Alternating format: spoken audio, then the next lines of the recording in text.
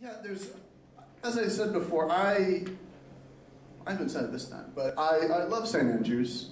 However, there's one thing about St. Andrews that I just can't stand, and that is the kitchens and the bathrooms.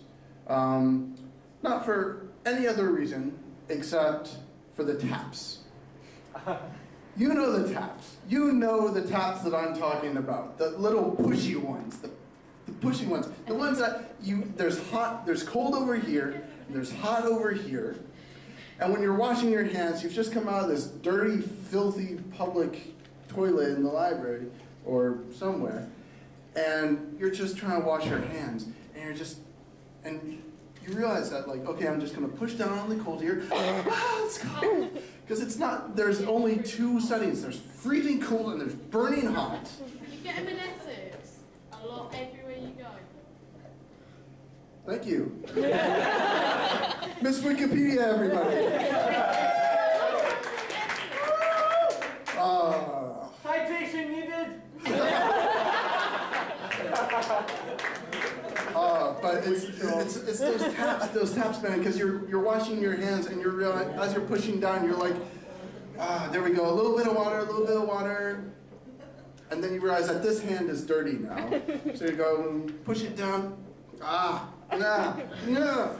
But you can only get, and then like you're trying to like push down with your wrist and then get a little bit, push down with your wrist, then get a little bit, and you're like, this is too cold, go over here, then go over here, then go over here, and it just becomes this endless cycle of madness. And half the time they don't work.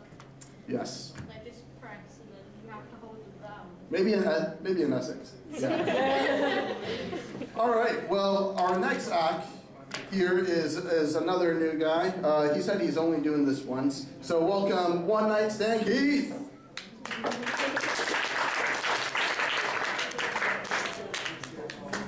Hello everyone, I'm Keith. Apologies if my voice starts breaking a bit when I'm on stage and nervous in front of people. My voice goes about the same as a normal 13-year-old boy, or about my voice at the age of maybe about 17.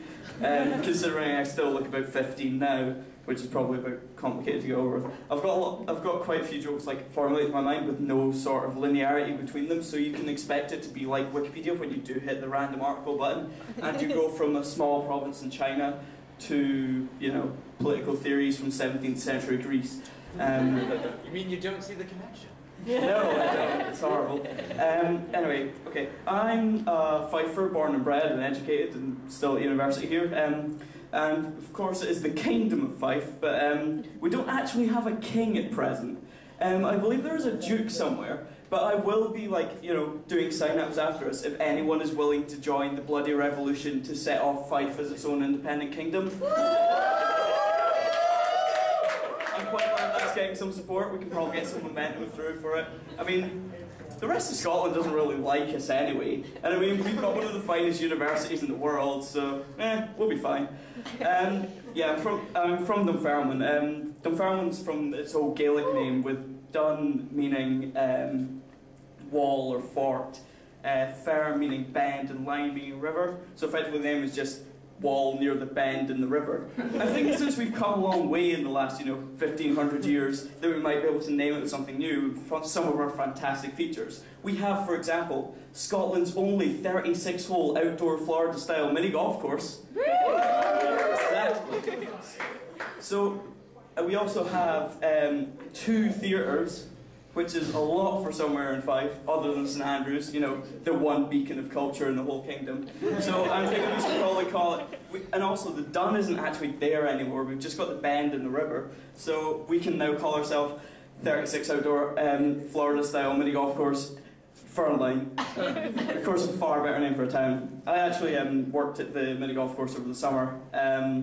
We have 8 different colours of balls that are up there on the wall, which had led to me being asked by women on more than one occasion, what colour are your balls? Which is fine until they start bursting into hysterics before you do. Then it just gets a little bit awkward. Green. Especially when you know them and you've met their dad. That was not a fun day at the office. Then again, I did work 13 hours that day, which probably didn't help. yes, this is the first of the tedious links to another thing. I'm a chemistry student here, and we had a chemistry fancy dress party, which I brought one of my non-chemistry friends along to. He dressed up as sodium chloride and someone threw sulfuric acid over him. It was terrible, he didn't know how to react.